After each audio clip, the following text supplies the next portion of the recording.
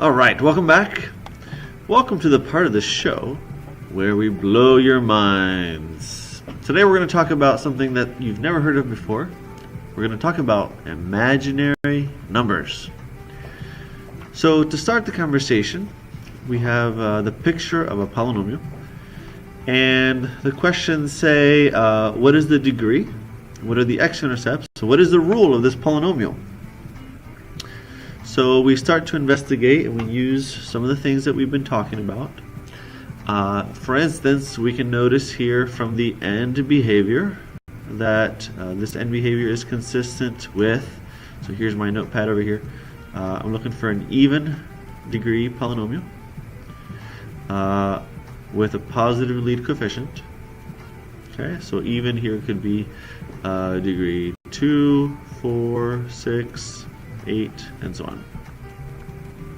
So there's my first clues. Other clues are the number of x-intercepts. So here we have exactly 2 x-intercepts, which are at -6 and at -5. So 2 x-intercepts, and neither one of them have multiplicity. So neither one of those is repeated. And so at first glance, when we see only 2 x-intercepts, we might be tempted to think of this as a quadratic. So we might say, oh, the factors are x plus 6 and x plus 5, and there's no multiplicity, so since those are the only x-intercepts, then these are the only factors. But there's some things that leave us hanging. For instance, the fact that this is not a parabola, right? So parabola, not a parabola means it can't be degree 2. So that's a little bit confusing. We do, however, see that the y-intercept here, the y-intercept is at 30. And if I plug in 0 here for my rule, I do get that the y-intercept is 30. So some things are matching up, some things are not. Something else that is not matching up for me right now is the fact that I have 1, 2, 3 turning points. And if you remember, the higher degree a polynomial has, the more turning points it could have. In fact, it could have as many as n minus 1.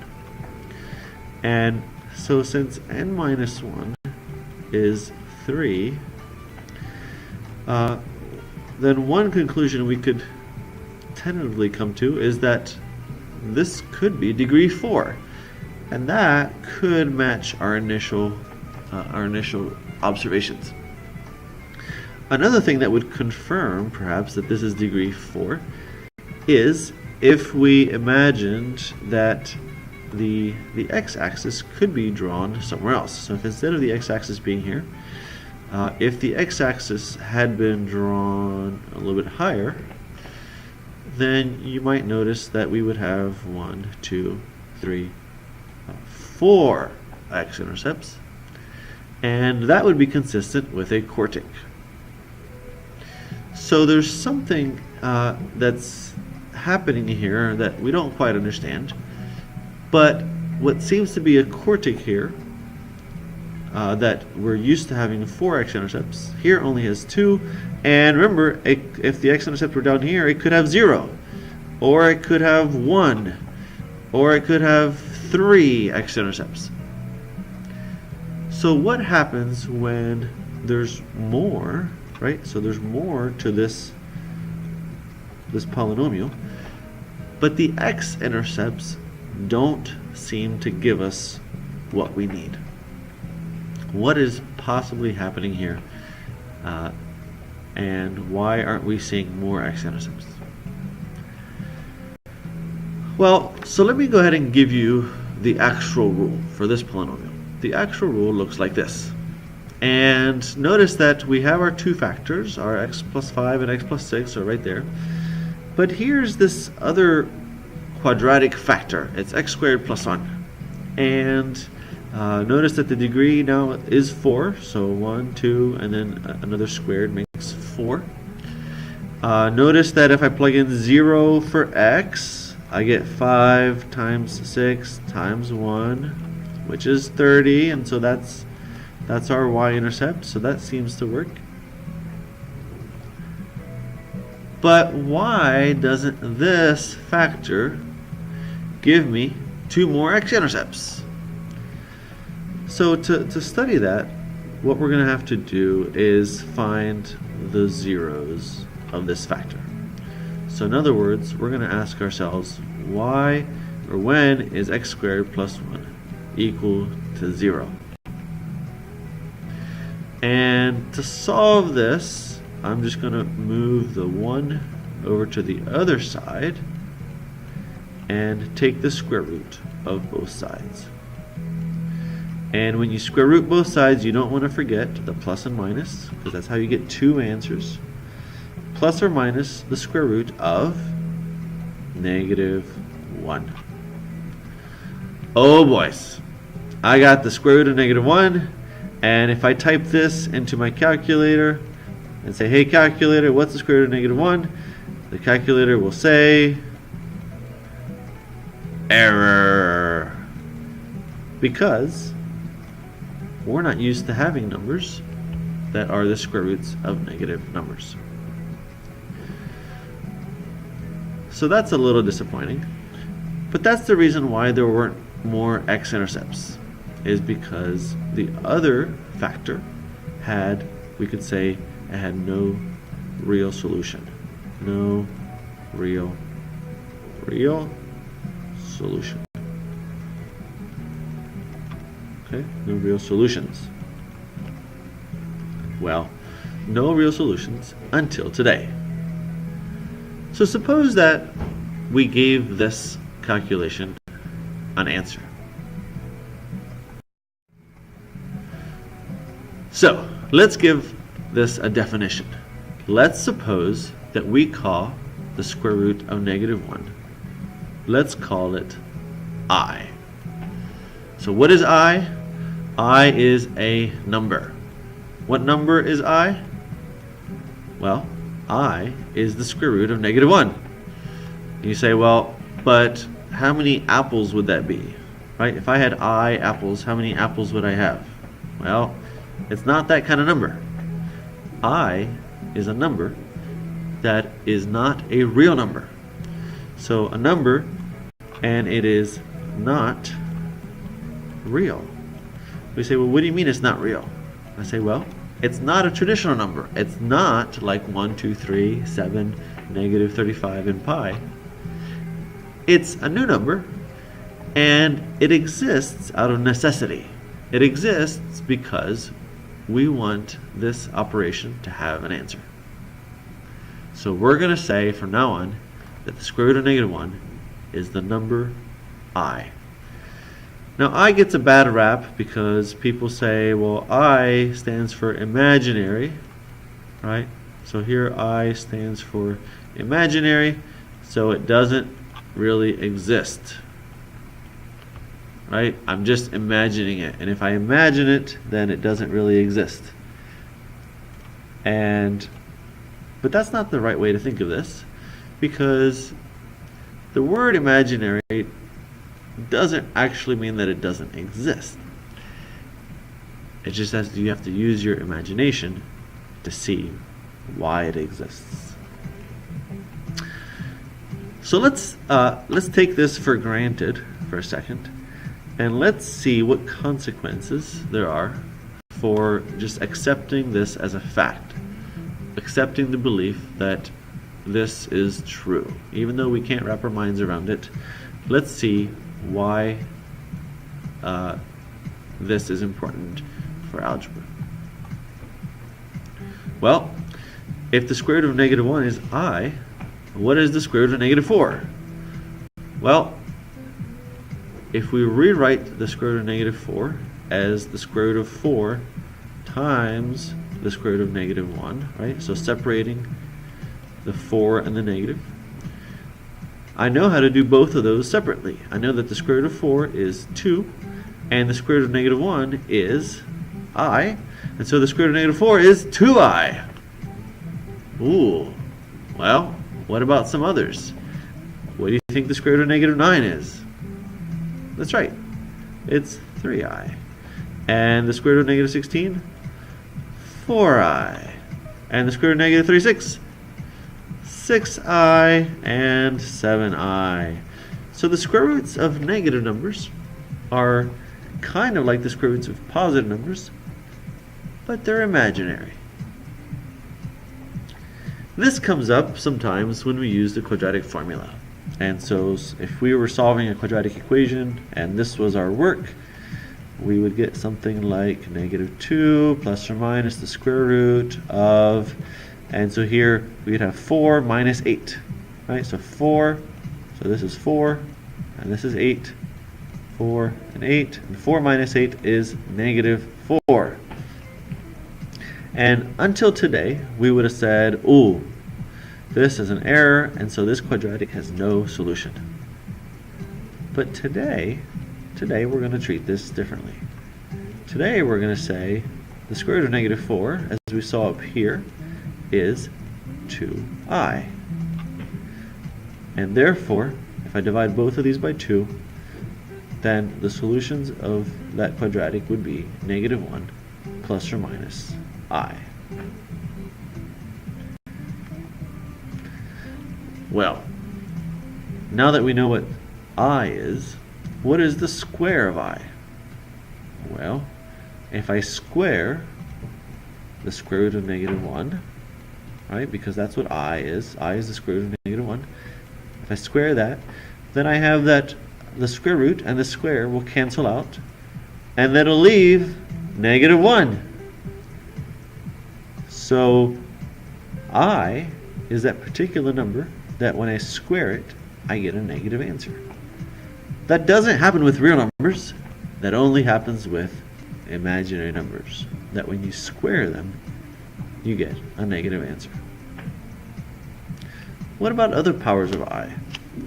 Well, I cubed, for instance, you could think of that as being I squared times another I. And since I squared is negative 1, this would equal negative I. I to the fourth, you could think of that as I squared times another I squared. And since these are both negative 1, negative 1 times another negative 1 is positive 1. Whoa! What about I to the fifth? Well, if you think of I to the fifth as I to the fourth times another I, since I to the fourth is 1, then this is just I. And the cycle repeats itself. So I to the sixth is I to the fourth times I squared. And since I to the fourth is 1, and I to the I squared is negative 1, then we're back at negative 1. This pattern can be continued to evaluate every power of I. What about more calculations with I? Well, so this works exactly the way that you would think it does. So you would start by saying 3 times 5 is 15. And 3 times negative 3i, that would be negative 9i. 2i times 5 would be 10i. And 2i times negative 3i is negative 6i squared. Now this simplifies because negative 9i plus 10i, that makes just 1i. But what about this I squared right here? Well, we saw that I squared is negative 1. So this is negative 6 times negative 1, which is plus 6. So the surprising answer is that this equals 21 plus I. This is only scratching the surface of all the calculations that we could do with I. So let's jump to exercise 7. What we're going to start doing is developing an understanding of when and where do we encounter these imaginary numbers when we graph polynomials. So pause the video and grab your graphing calculator and try and answer the following questions, and after a while come back and we'll take a look at those together.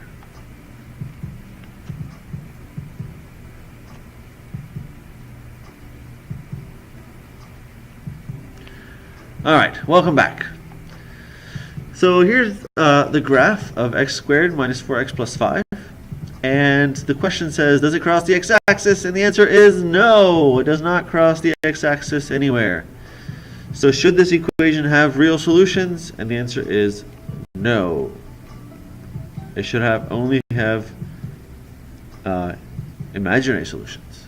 No, only imaginary. Why only imaginary?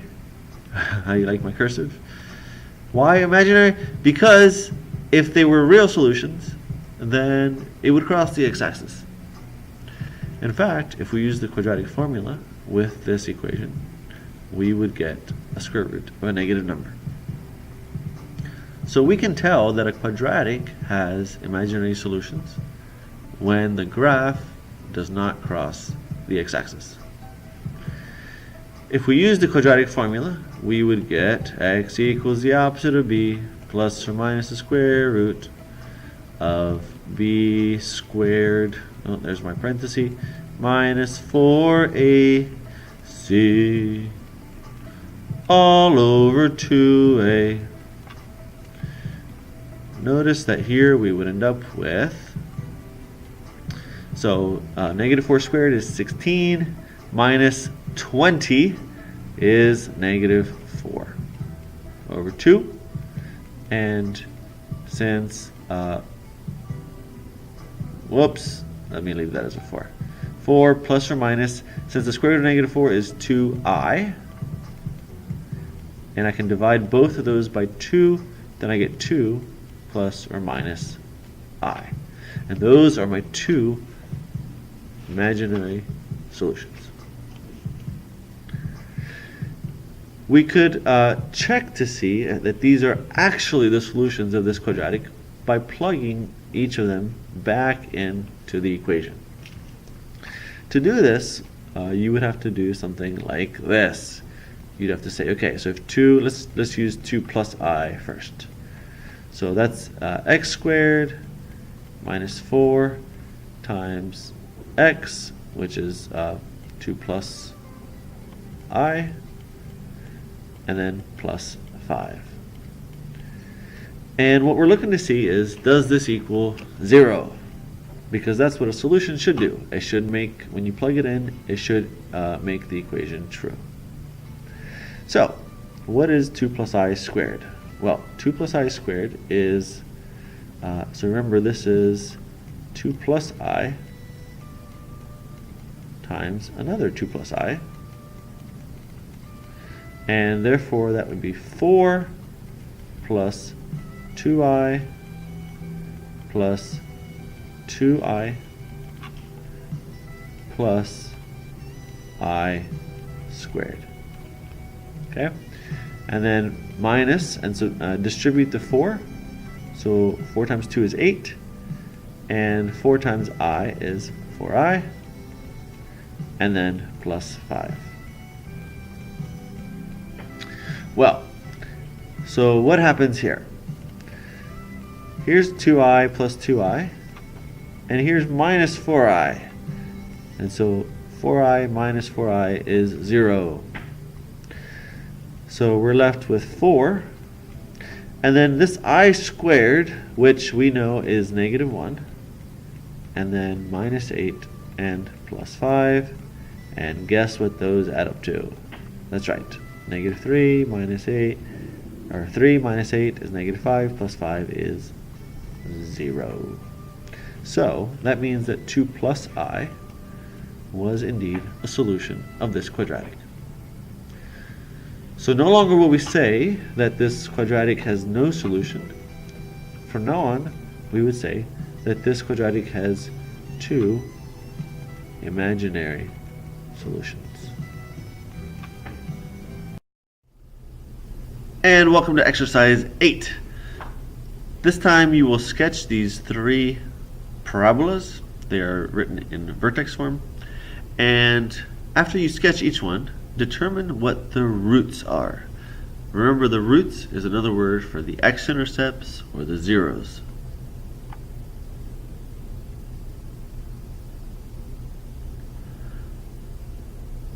Alright, so welcome back. The first graph of the parabola looks like this. You will notice that the vertex sits right here at -3, -4. And the graph is not stretched, and so we have 2 x-intercepts at -1 and -5. And therefore, those are the roots. Those are the roots of this quadratic, this parabola. And they're both real and they're different. The second parabola is only translated 3 to the left, and the vertex sits right here on the x-axis. Therefore, it appears to only have one root, one x-intercept. But we know that because that factor is squared, that there are really 2 roots. They just happen to be the same number. And so once again, we have 2 real roots, but this time they are identical. The third parabola, this time the vertex is at -3, +4, and you'll see that this time the parabola does not cross the x-axis. So there are no x-intercepts. But what are the roots? What are the zeros? Up till now we would have said, well, there are none. Well, now that's about to change. Set the parabola equal to 0, and let's solve. Let's see what happens. Whoops, x plus 3 squared equals, so if I subtract 4 from both sides, and I take the square root, I get x plus 3 equals, don't forget, plus or minus the square root of -4. Uh-oh, -4. But wait a minute. We know what the square root of -4 is. The square root of -4 is 2i. So once I subtract 3 from both sides, I get -3 plus or minus 2i. Those are the 2 imaginary roots of that parabola, of that quadratic. Notice that in each case there were two roots, but the character and the quality of them was different depending on how they crossed the x-axis. So if we were to make a general statement about the relationship between graphs and the kinds of roots they have, we would say that quadratics whose graphs cross the x-axis twice have 2 distinct roots. Quadratics that have the vertex on the x-axis have 2 identical real roots, and parabolas that don't cross the x-axis have 2 imaginary roots.